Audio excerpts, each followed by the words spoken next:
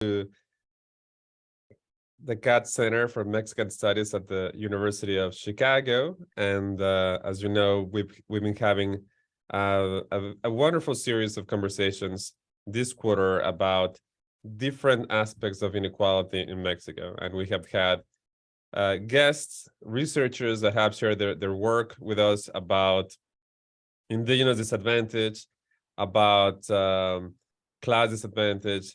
Next, in next session will be about gender inequality. We'll have somebody from the National University in Mexico. And today it's my pleasure to introduce Patricio Solís, who is a sociologist at El Colegio de México at the Center for Sociological Studies at El Colegio. And he obtained his PhD in sociology at the University of Texas in Austin.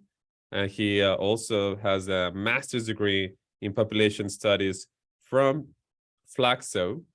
He is a renowned expert on stratification, inequality, and increasingly also, he is very interested in looking at the effect of colorism, of skin tone differences on life outcomes in Mexico. And his latest publication at the American Sociological Review, he studies the relationship between different ways of capturing phenotype, skin color, racial status, and educational attainment in Mexico. And today, he'll share some of that research with us. He'll be talking about the relationship between skin tone and other physical attributes, and also economic inequality in Mexico.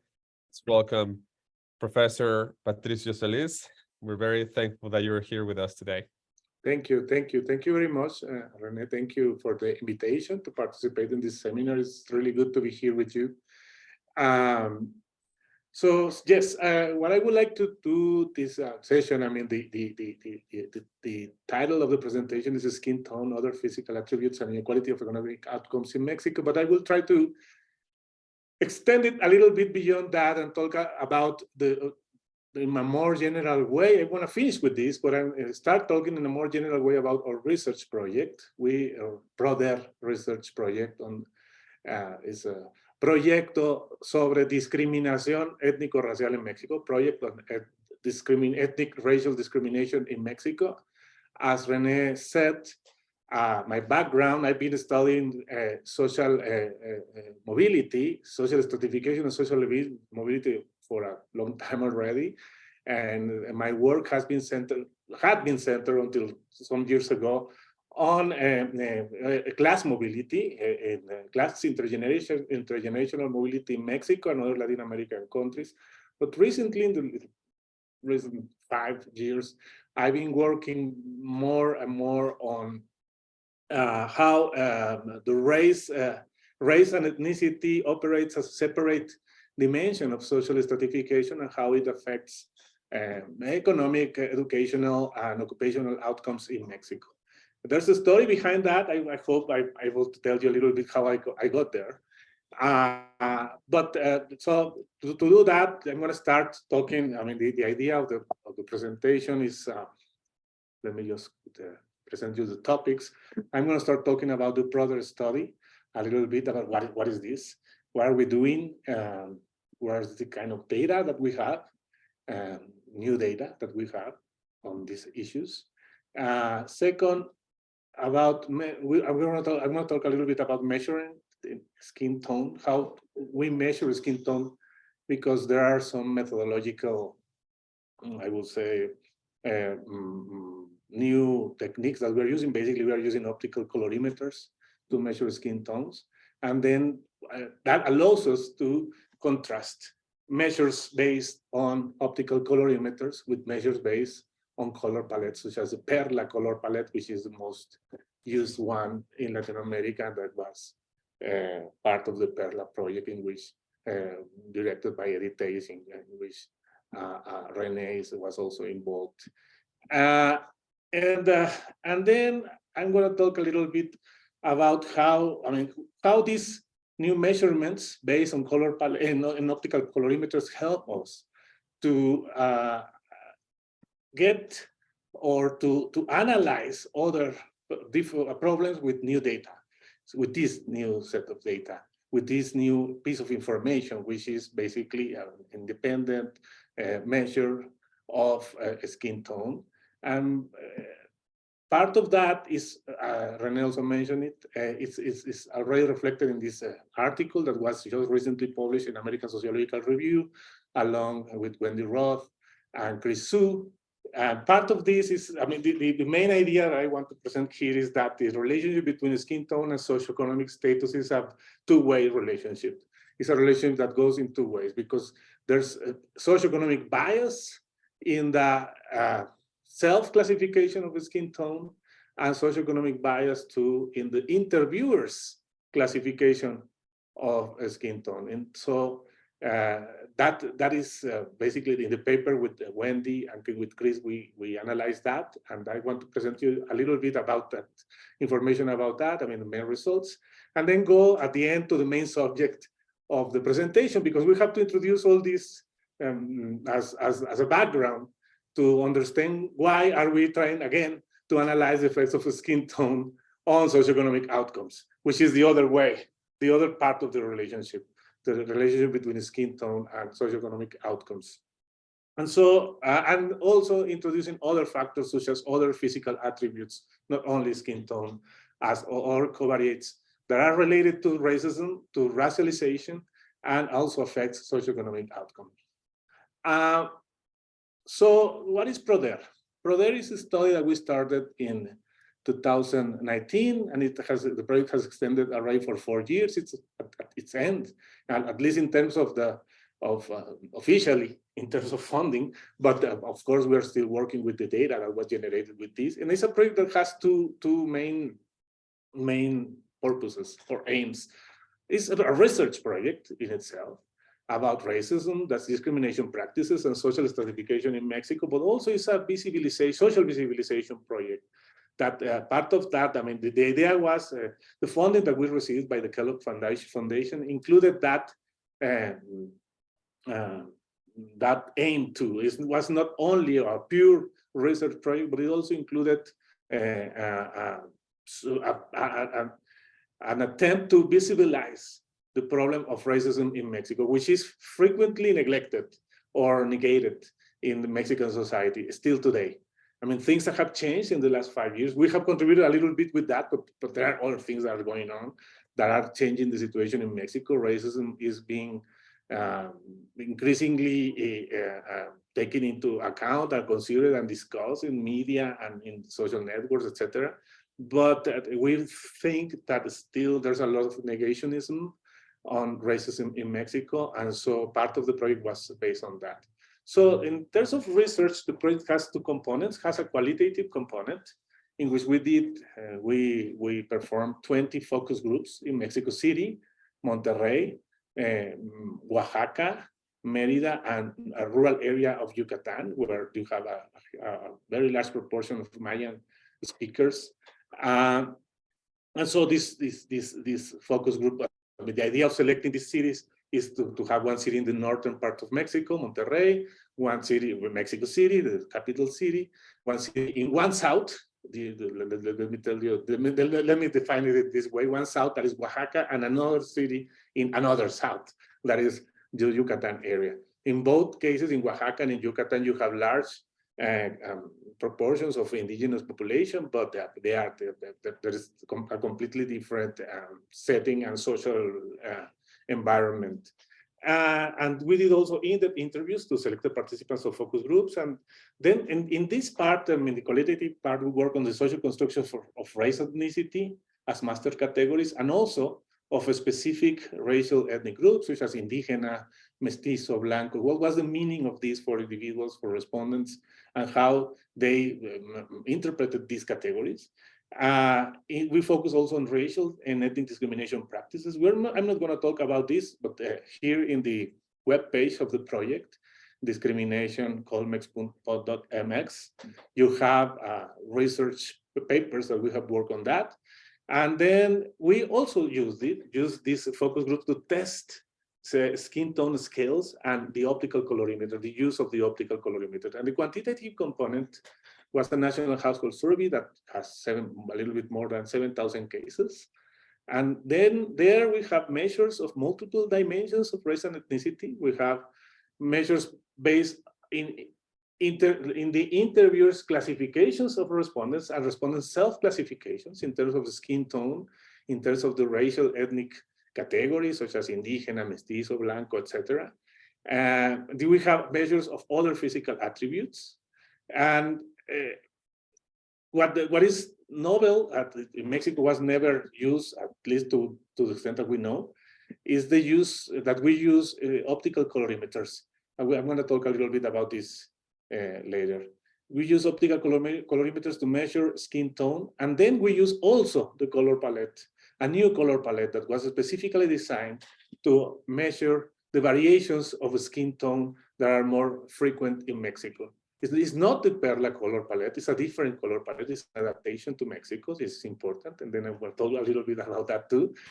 And then we also have comprehensive data on socioeconomic origins and destinations. This is important because previous surveys, for example, we take the Perla survey, this is an important, the most important, the first survey that included data on skin tone in a national level in Mexico and was used for the pigmentocracy project.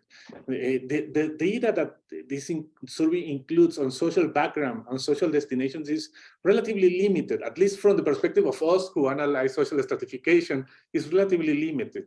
So we made basically a social mobility survey, social stratification survey, but we included the information also on race and ethnicity. So it's a very strong survey in both aspects, which creates some advantages in terms of analysis.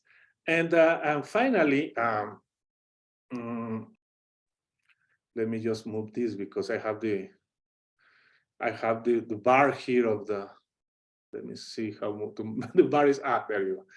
We have information on perceived discrimination, measures of perceived discrimination and of social capital, access to health services, self-perception of health, etc. So basically the survey allows us to analyze several aspects of the association between race and ethnicity and socioeconomic background and socioeconomic outcomes and other relevant aspects associated to this area. Well, we have also, of course, this other part that I told you before of visibilization. But what I would like to continue, because I have only 40 minutes here. But if you are interested in the project, and then there you can check what we have been doing in terms of for example, we have a series of, I think they are 8 already, of reports of the most significant results of the survey, and we have working papers also. So you have this web page when you can visit, it's in Spanish, but then you have the research investigation section where you have all this information. So let me just move then. So this is, let me go to the issues of more technical issues associated to measuring skin tone, color palettes, and optical colorimeters. So this, what you have here is, these are two scales.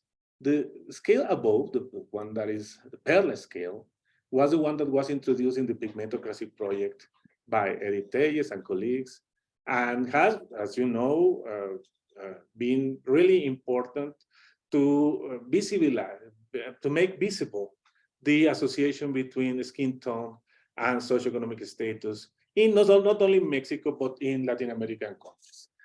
The scale, as you can see, it is a scale that was specifically designed in such a way that includes a huge variation of color.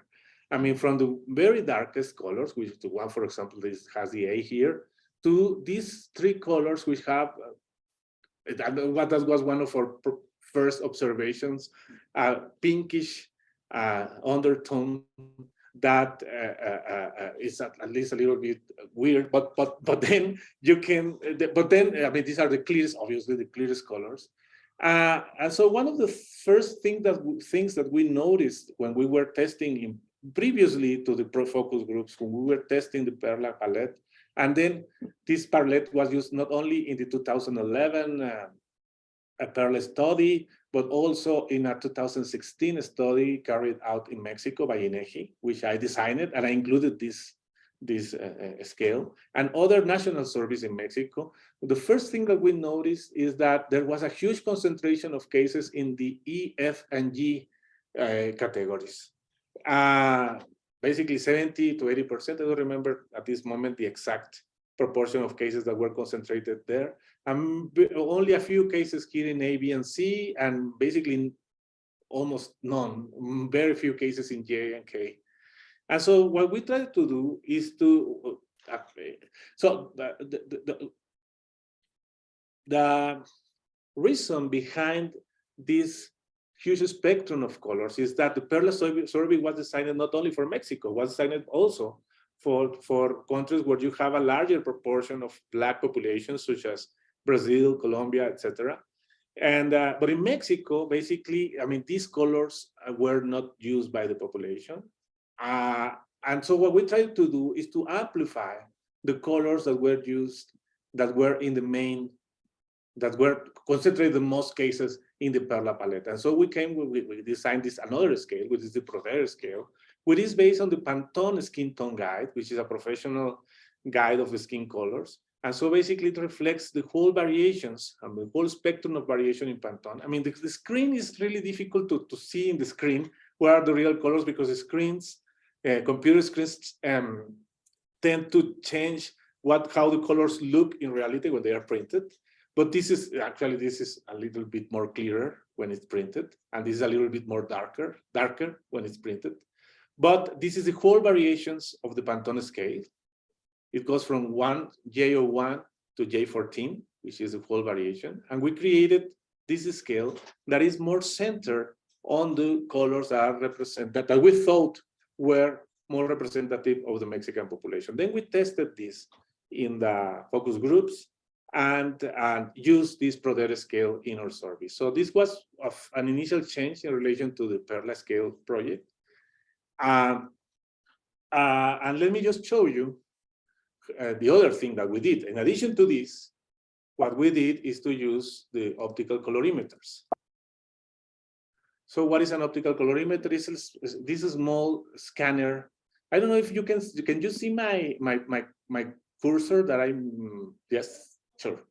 Okay, so this is, can you see, you know, the size of the thing? It's a very small gadget that is basically associated to a cellular phone and an application, when you can actually directly measure any color. I mean, it's not designed for measuring skin tone. It's designed for any color, for measuring any surface color.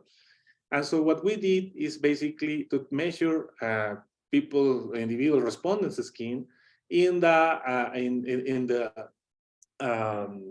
wrist and in the back part of the hand of the person, and then we averaged these colors of the skin. We didn't measure the skin color in the face because in the focus group precisely, it was very clear that people were not comfortable when the gadget was used in their faces. And then another thing happened, that people blush. And when people blush, I mean, you have a huge a component of red in the colors. And it was really clear when we tested these colors that in the face, the colors that we had in the face were really reddish. And also there's also a problem of makeup in women that also affects the measurement. So what we did is basically measured here in these two parts of the hand, this one more exposed to the sun, this one less exposed to the sun. And basically we decompose the color. I mean, when you get into problems of measuring color, not in a scale that is, it has like scales like this, but they basically have 11 colors, and that's it. Here you don't have 11 colors, you have a continuous space of color in which you can decompose it in 3 dimensions. One dimension is luminosity, which is L. The other is the dimension B, that goes from blue to yellow, and the other is the dimension A, that goes to from red to green. So basically, with these measures, we created another a synthetic measure, which is called ITA, individual typological angle, that dermatologists use to measure the clarity or the likeness of the skin of an individual. So basically, this comes from a paper of Chu, when they explain how this eta measure is created, is a combination of, it's an angle, is a trigonometric measure that combines the light luminosity, the luminance, which is the L component, and the B component of the skin. And so basically these angles create areas, and these areas define how light or dark is the color of individuals, of skin tone, the color of the skin of individuals. So basically what we did, we did these measures for the survey. So we have basically a representative survey of skin tones of the population of Mexico. And so what you have here is the representation. Each dot here, I mean, I hope you can see them. The gray dots represent, I think they are 50 cases or something like that. It's of the actual survey distribution of the population in Mexico. And this is basically a representation that is similar to this of skin tones of the Mexican population. And so what you have here is, as you can see, most people in Mexico concentrate around tan and brown. This is as the dermatologists define it. I mean, there's a problem here because basically dermatologists come from the US and they have probably a different definition of what is brown, what is dark. But basically the idea is this is just for representation purposes because you have a continuous measure, which is eta. So you don't have to use these separations. But basically they concentrate around here. So, but what I want to show you is how the Perla scale and the Proder scale distribute in this space. And so what the red dots are the Perla colors. And so as you can see, the Perla colors A, B, and C are located here, basically outside the space, which is the darkest colors, which are the darkest colors. And then you have the clearest colors, which are also outside the space of the distribution of color. And so basically the area that covers most of the Mexican population is covered only by one Perla color, which is F. And the blue dots are the Proder dots. And so as you can see, the Proder dots, I mean, we didn't have, of course, this data when we designed the Proder scale, but then here what we're showing is that the Proder scale covers in a more representative way the distribution of colors of the Mexican population. So we thought that the Proder scale was going to be able to measure more precisely or represent more precisely the variations in the distribution of the skin tone where you have most of the population in Mexico because you had here basically 6 or 7 colors, where and in the Perla scale you had only 3. So basically this is what we did to measure skin color based on the colorimeter. So let me go advance and tell you a little bit about what we did with this. What we did with this. So first, this paper with Wendy and with Christina. In this paper, what we do is basically, now that we have a measure of skin tone that is based on interviewers' appraisals based on a scale, which is Proder, and respondents' appraisals based on the same scale. We have both measures. But then we have also the colorimeter measures, which are not based on appraisals of the interviewers, but is the colorimeter, which is measuring it. So what we did in this paper is basically to try to amplify the notion of racialized hierarchies and to think about racialized hierarchies as different hierarchies. So the notion of socioeconomic whitening, which is a very general notion that is used in the overall literature a lot, is not very precise in this sense, because when we talk about socioeconomic whitening, we may think about different things. One of them is that people self-classify as white more with higher socioeconomic status. That's one possibility. Other possibility is that people classify themselves as lighter in terms of their skin with higher socioeconomic status. And so we tested both. But the difference in Mexico is that the way in which, and I don't have time here to go here in detail, probably in the questions and answers, I can go a little bit more about that, is that the dominant category in Mexico is not white, as we know it, it's mestizo. So basically, so what we have in Mexico is a mestizophilia pattern in which socioeconomic status increases the chances of individuals to self-classify not as white, but as mestizo.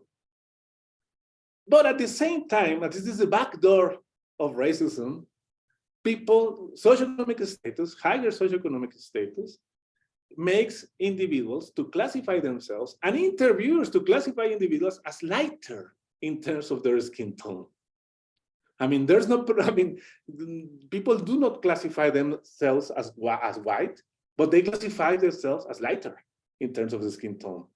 They classify themselves as mestizo, as white mestizo, as clear, as light mestizo. So basically what we did is to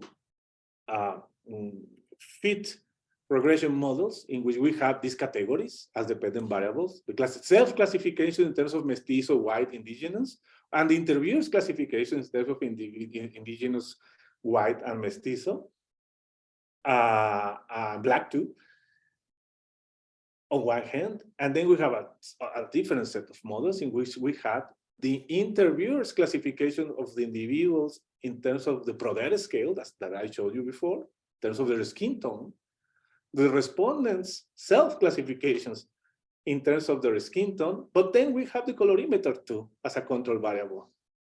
So the actual measure of the skin tone. And so we could separate the effect of actual skin tone to the socioeconomic whitening or lightening effect. So these are basically the main results. I'm not gonna go in detail here, but this is how controlling by colorimeter rated skin color, how people classify themselves and are classified in terms of racial ethnic categories. And so here the reference is mestizo. This is dominant category. You have 60% of the population who self-classify as mestizo, but as you can see, socioeconomic status, in higher socioeconomic status produces a decrease in the chance of individuals to be classified by interviewers as indigenous, but not whitening. So mestizophilia. The effect is indigenous versus mestizo, but not in terms of the classification as white. And black is not also not significant. Now, in terms of respondents classification, we have two models. One model for the overall selection of categories, because we allowed individuals to self-classify in different categories. If they say, I'm indigenous, but I am also white, that's okay. I mean, we have different categories where they were not mutually exclusive. So we could do two models, one in the overall selection of categories. Mestizo, self-define yourself as mestizo or not, self-define yourself as indigenous, white or black. And these are the selections against mestizo. So those individuals who self-classify themselves as indigenous and not mestizo, as white and not mestizo, and black and not mestizo. Again, socioeconomic status increases the chances of self-classify as mestizo, decreases the chances of self-classification as indigenous, but does not increase the chances of classification as white. And in terms of the selection versus mestizo, more or less the same results. You have, and then decreases also the chances of self-classification as black. I forgot about that one. But then here again, selection versus mestizo decreases the chances of self-classifying yourself as indigenous against mestizo, decreases the chances of self-classifying yourself as white versus mestizo. So this is mestizo is the self-classification of mestizo versus white. People with higher socioeconomic status rather prefer to classify themselves as mestizo versus white, and decreases the chances also of classifying yourself as black versus mestizo.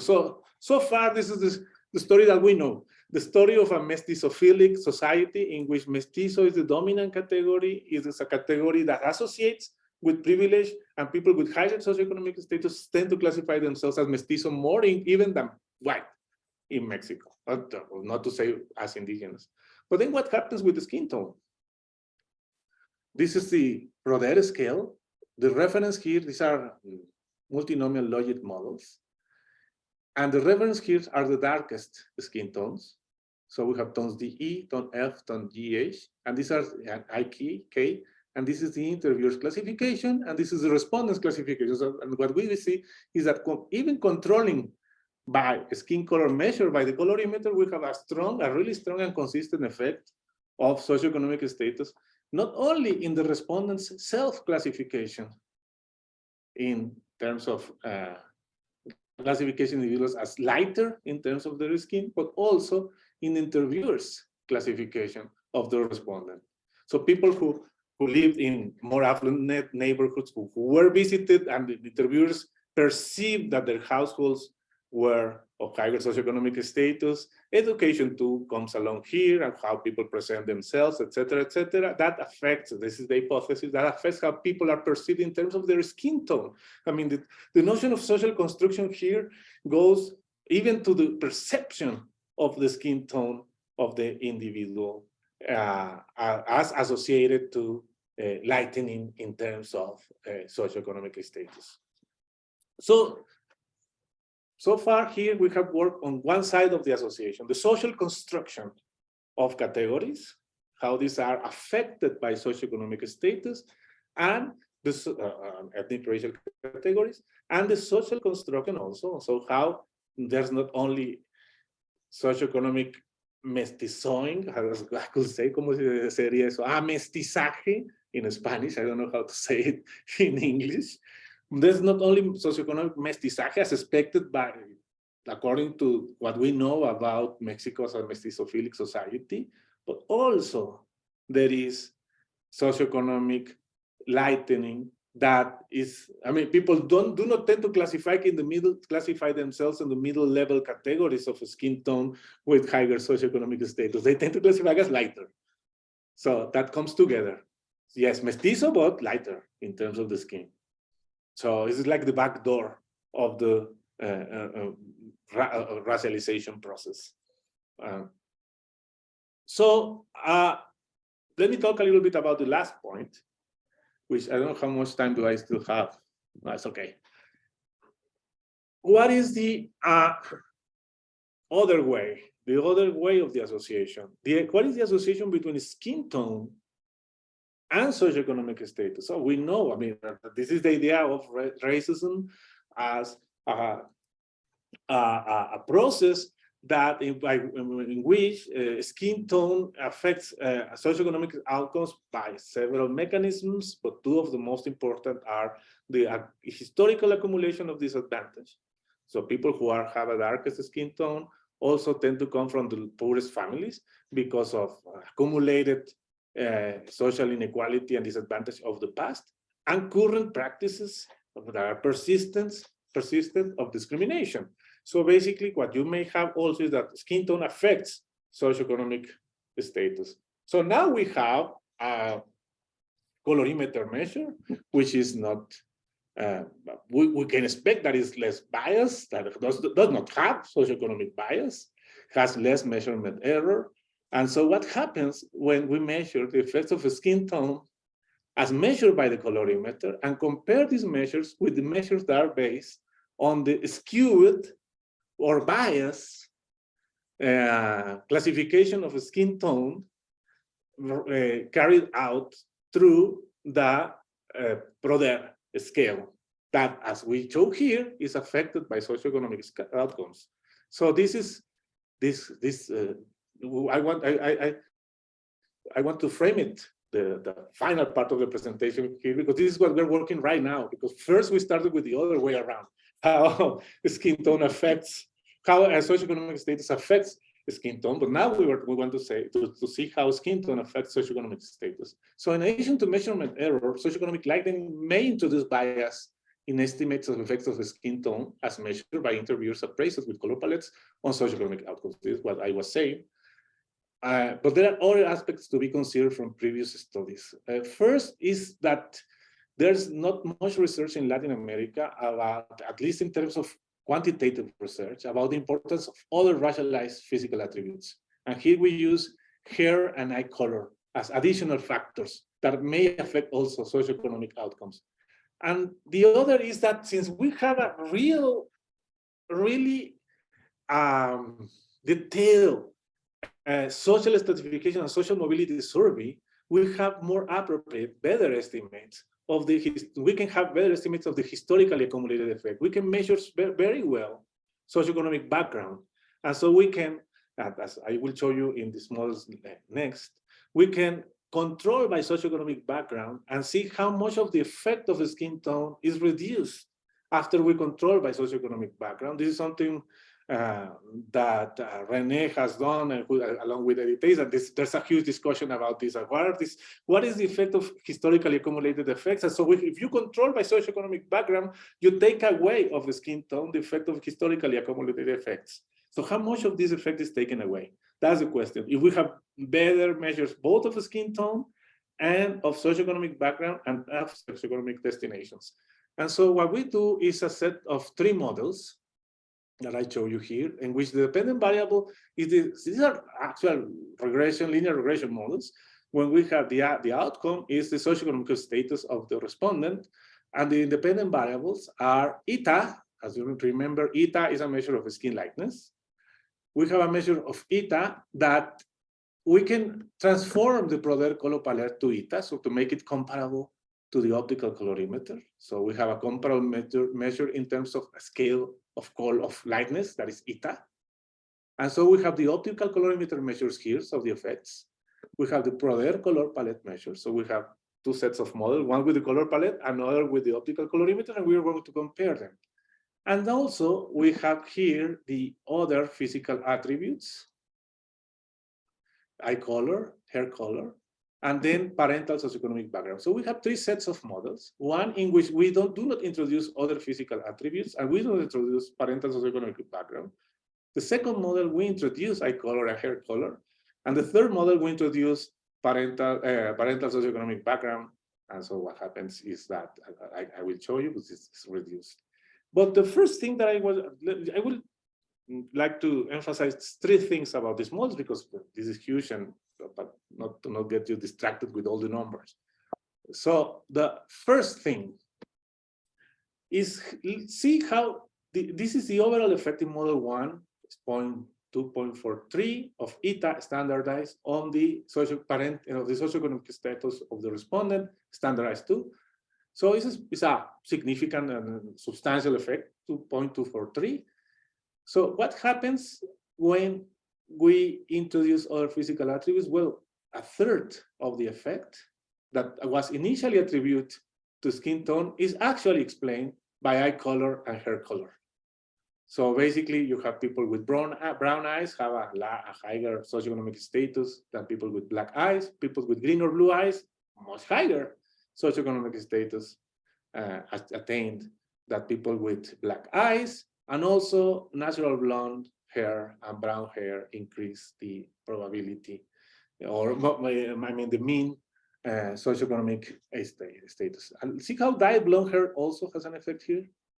So this is interesting because there may be a reverse, reverse causality effect. People tend to, with higher socioeconomic status, probably tend to dye their hair more than those with lower socioeconomic status. The reference here are both black in terms of eye color and hair color. So the effect is reduced by a third, more or less. And what happened when we introduce then a third model, these variables, which are variables of socioeconomic background, rural urban residence, indigenous language, and parental socioeconomic background? Well, the effect is cut in half. Basically, half of the effect that we might initially attribute to skin tone, to skin lightness, is actually, it goes through or is mediated, as if you want to put it in that way, by parental socioeconomic background, indigenous language, and rural urban residence. So it's huge. I mean, it's in the previous works, that previous papers, probably these effects are 20 or 30%, but here, at least with this data, we are finding that probably 50% of the effect of a skin tone on socioeconomic outcomes is basically explained by historically accumulated inequalities that reflect in these characteristics that are associated to skin tone. This is the first thing that is interesting to see here. Well, here is the effect, as I was telling you, of these circumstances of these characteristics, eye color and hair color, and how it is reduced here. But the other thing that the last thing that I wanted to show you is that actually, and this is something really surprising for us, the overall effects, the estimates, the coefficients are practically identical when you use the Prodel color palette and when you use the optical colorimeter. So basically, I mean, this is of course an average effect, but but for us it was surprising. Actually, this has stopped us from publishing this or for sending it for publication for a year. We have been analyzing in different ways these associations, and basically the results are similar with different methods, multinomial logic methods, with different transformations of the scales. So basically our conclusion at this moment is that, I mean, even when we have with the color palettes, we have more measurement, we suspect that we have more measurement error. And then we have socioeconomic bias, as in the paper that we just presented in Omega Clinical Review is demonstrated. Basically, the estimates of the socioeconomic effects are similar. We don't know why.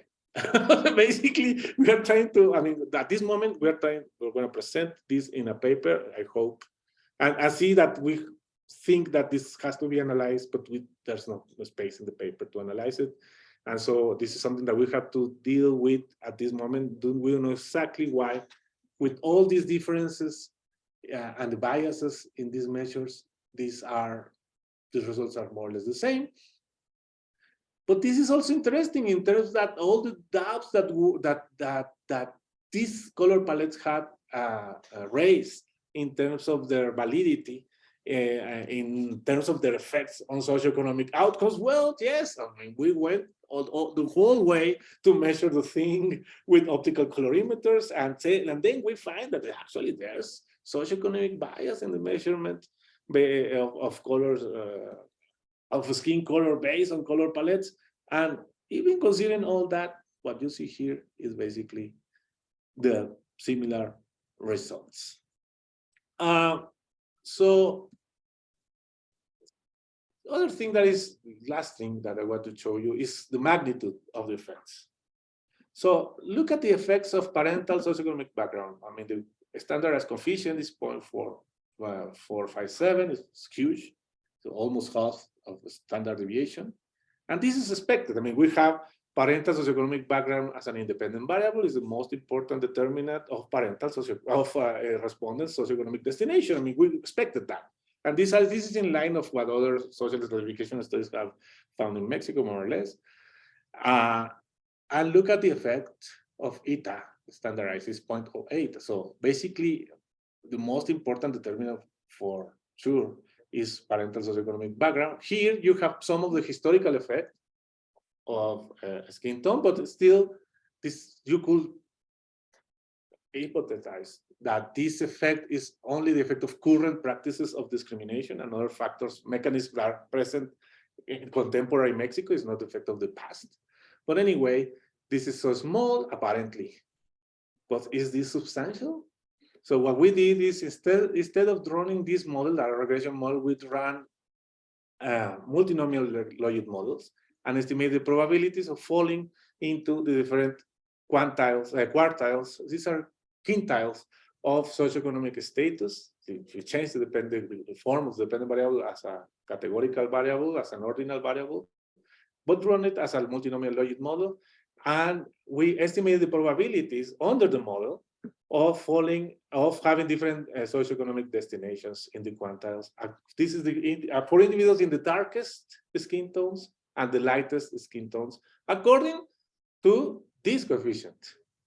So what is clear here is that the effects are not negligible. These are substantial effects. I mean, people who are in the fifth, this is the fifth percentile of skin tone, the dark people who are in the estimate is at the 5th percentile of the skin tone. This is the 95th percentile of the skin tone of likeness. And so you see the differences. I mean, these are substantial differences. So basically, people think when we analyze this and when we are seeing the models, we tend to underestimate how much the effect is this. But what this is, the reason why we do this is because we have these strong effects here. But this is a lot. I mean, these are differences of 30 to 1 in the chances of getting into the 5th quintile. So it's a lot. So finally, what we additionally did is to compare with Perla. So basically, we use all the Mexican national surveys that we have with Perla, including the original Perla study, the MMSI. This is a national survey made in 2016, which includes the Perla palette. This is the EMOVI by the Centro Espinosa Iglesias, includes the Perla palette. This is our colorimeter, and this is our PRODER survey. And we ran similar models. We adjusted a little bit the models because the data sets are different, but we ran similar models and analyzed what was the overall coefficient of effect of a skin tone of ETA on socioeconomic outcomes. So these are the ETA coefficients.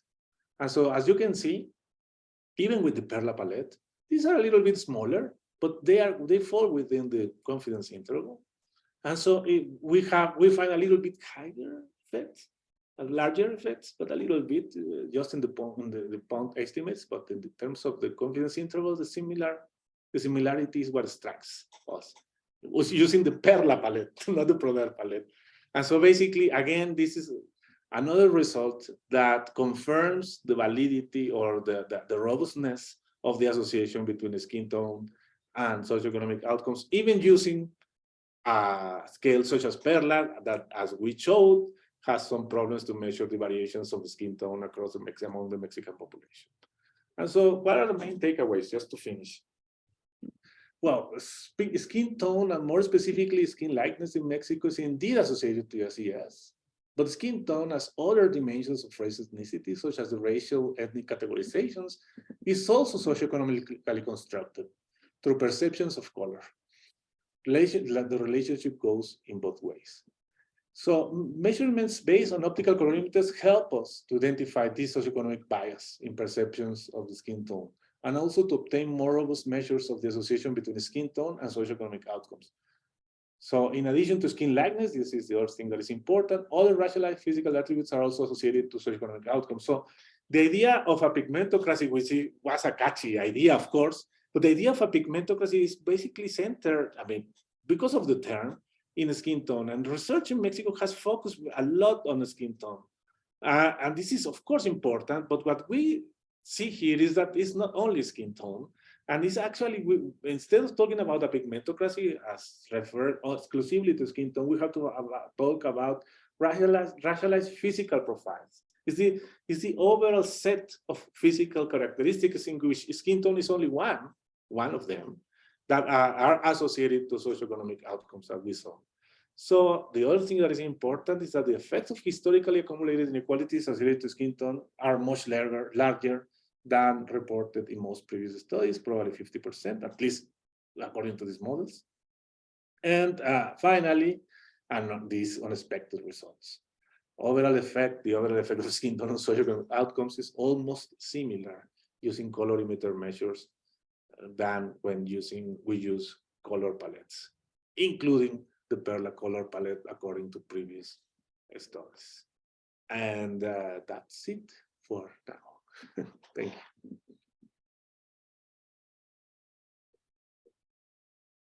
Thank you very much, Patricio. That was a really provocative presentation full of really interesting data, and I'm sure we have many questions about the topic.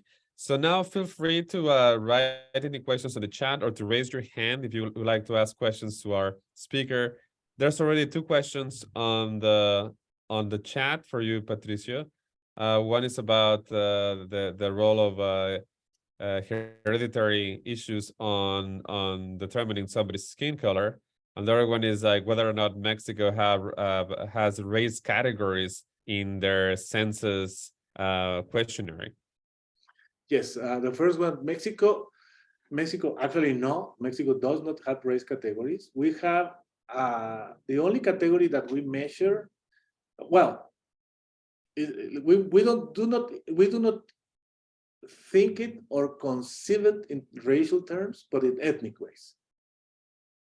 So we have a measure, there's a very old, since the census at the beginning of the last century, of membership in indigenous communities, which was basically measured initially as speaking an indigenous language, but then as starting in 2000, we included the cultural self-ascription as indigenous as a question in the census. Now, in 2020, it was included for the first time, also in cultural terms, phrasing cultural terms, in terms, I don't know, Rene, if you have actually the wording or remember the wording of the Mexican question, because you have been working with this, but the Mexican question, it was de acuerdo a sus costumbres y su cultura, something like that. Do you consider yourself to be Afro-Mexican, Afrodescendiente, o negro? More or less, that's the wording. The wording is really important, actually. I mean, this is something that has to be considered. The wording changed a lot, because if you talk about, for example, physical attributes, I mean, the answer might be completely different. So this is framed in ethnic terms. So what we do in our service is we push a little bit more. So specifically in the classifications made by interviewers, in the physical classification of respondents. According to their physical appearance is our question. How do you define the person as Black, indigenous, mestizo, or white? This is our question for the interviewer. And for the respondent, what we did is to not include any previous wording. Do you consider yourself, that was it, do you consider yourself Black, white, mestizo, indígena? And we allowed, as I mentioned before, to include a person to classify him or herself in 2 or more categories. Heredity play a role in one skin color? Yes, it does. I guess yes, it does. And that, but that's part. That question, refugio, is an interesting one, because what we're trying to do here is to try to measure the effects of historical inequalities. But actually, what we would like to have, as any study that tries to analyze multiple generational effects on social inequality, we would like to have data on the parents of the respondent in terms of their skin tone, and then of the grandparents, etc. We do not have that, so we do not know how much of that historically accumulated effect is associated to skin tone, or, for example, to membership to an indigenous community. That it may be related or correlated with skin tone.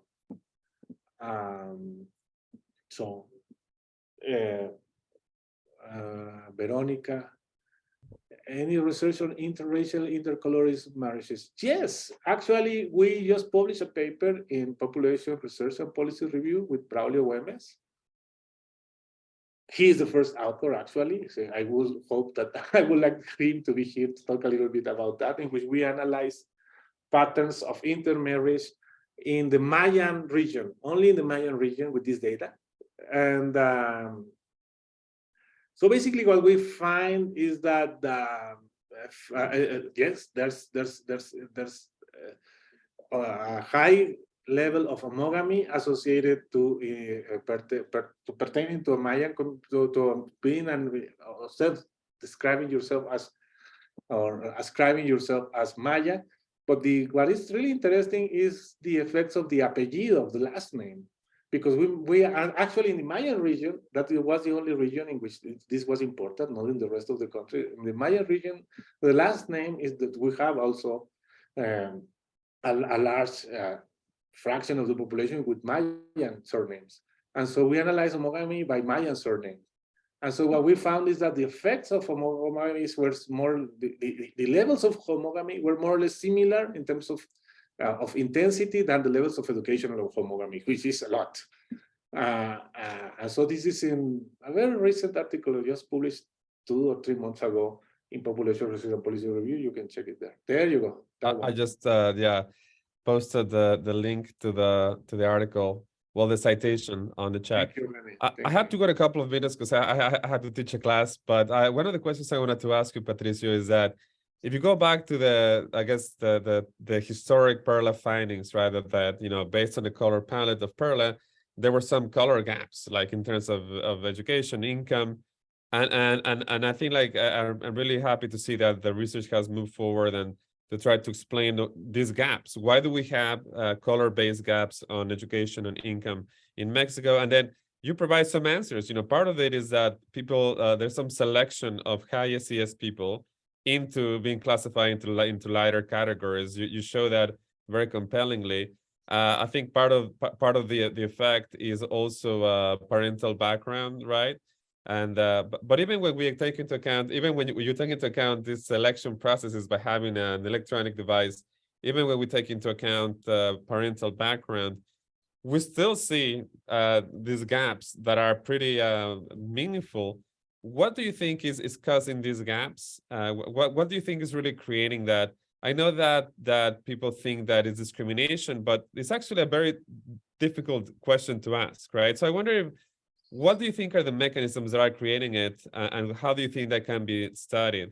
As just as a side note, I didn't really quite get on your regression models, what was the main dependent variable? Because you said it was SES, but I don't know if that includes education, income, or like multiple types of dimensions, or so because maybe that's part of the puzzle, right? That it depends on what economic outcome you're describing. I mean, maybe that's part of the story.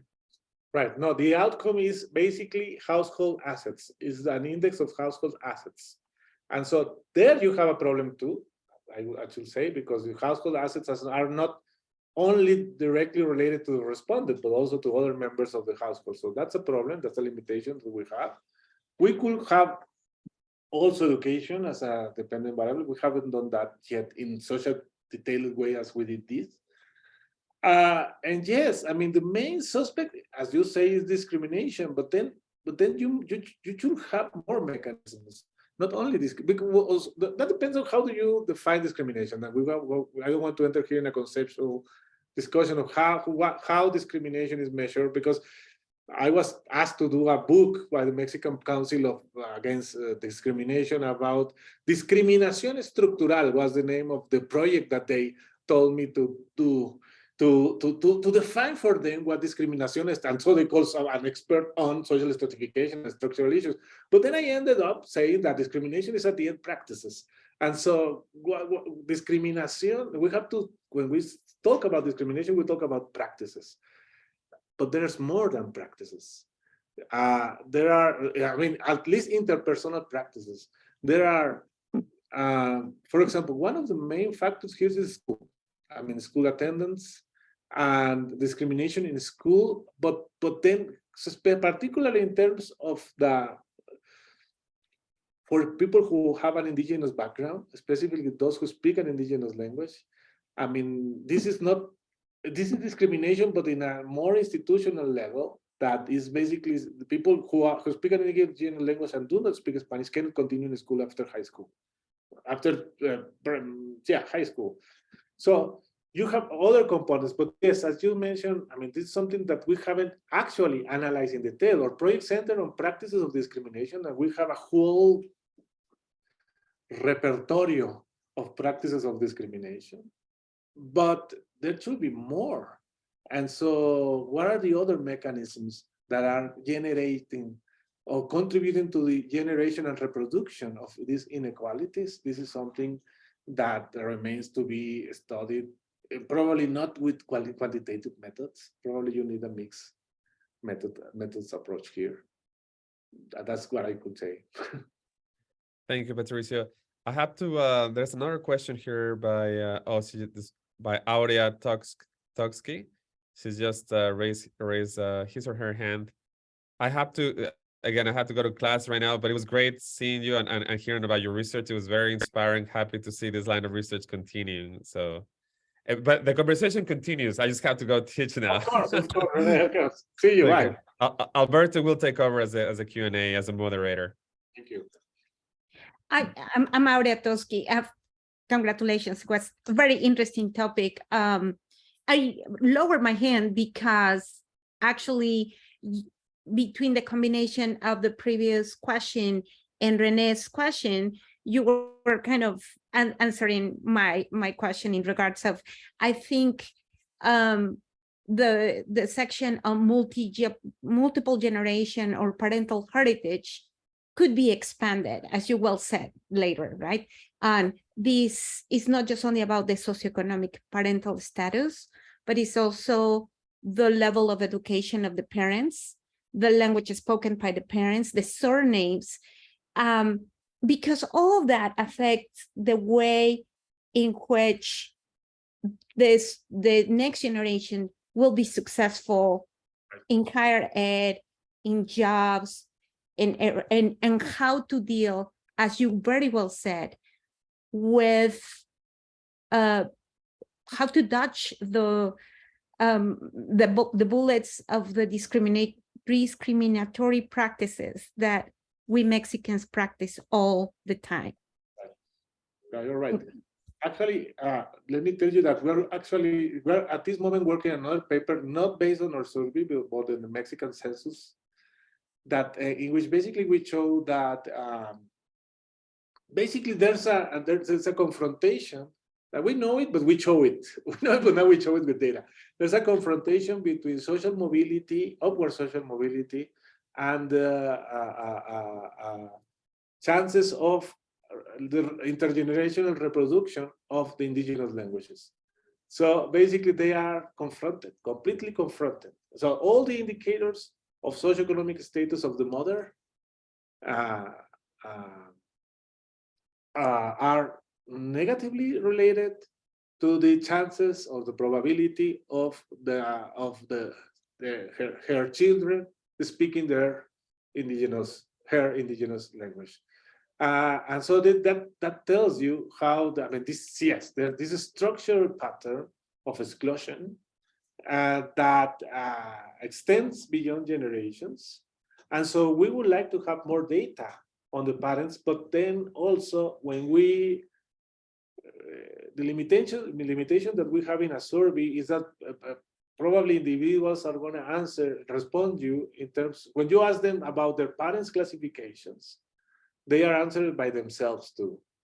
And so there's some endogeneity there going on. So basically what we can show, we know, yes, I agree with you. What we show is just a part, is the tip of the iceberg of how accumulated historical inequalities affect socioeconomic outcomes, but in relation to skin tone and other physical attributes. It's just the tip of the iceberg. I agree. Thank you, Patricio. We have time for maybe another question. Does anyone would like to comment or ask a question to Patricio? I have a brief curiosity on like these current conversations in Mexico about how do we deal with discrimination have been largely informed by both scholarship and activism in the US. But I think that at the same time, we should be like really, cautious on at the same time not replicating the same form of like insidious categorization that in the US has happened. So I would like to know a little bit more on how the context of like Mexican complex social dynamics has informed the way you've created this project, because like just saying that most of the conversation has been really framed by the way the US frames racialization. So how do we frame the particular complexities of Mexico in something like this? Right. First of all, yes, I agree. I mean, there are risks involved in this research. One thing that we have most stress or emphasize almost every time is the difference between practical categories and analytical categories. When I started to get involved in these issues of measuring skin tone and the association with social inequality, I was thinking of it not as a way of classifying individuals or reificate or or create another an official classification or something like that, but as a way to show something that was evident through the eyes of many people, but was not actually measured well. And so this was the reason why we included it. And as an analytical category to make visible and measure racial, ethnic inequalities in Mexico. So this is the first thing that is important always to say. I mean, we are using this as analytical categories. And so also, the question is, what is the role of race and ethnicity as analytical, as practical categories and analytical categories in Mexico? As practical categories, as I was saying before, I mean, we are not a society that tends to classify, not officially, of course, with the exception of the indigenous category, which has been in the official census and other public policies, et cetera, for a long time. We're a society that tends not to categorize individuals in racial terms. That does not mean that individuals do not have their own conceptions of what an indigenous person is, a white person is, a black person is, and that also does not mean that these categories are not racialized.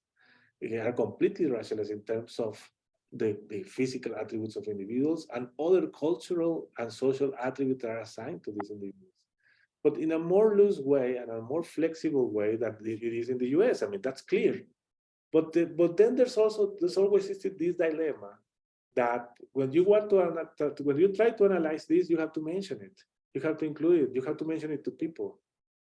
There's no other way to make research on this. But the point is that if you're going to do that, it has to be really clear that you're using these categories or the optical colorimeter. You're using the optical colorimeter as a way to show actually the inequalities based on race and ethnicity, and not as a way to try to introduce these categories as practical categories, or try to propose these categories are used as practical categories, etc. So this is really important to stress all the time.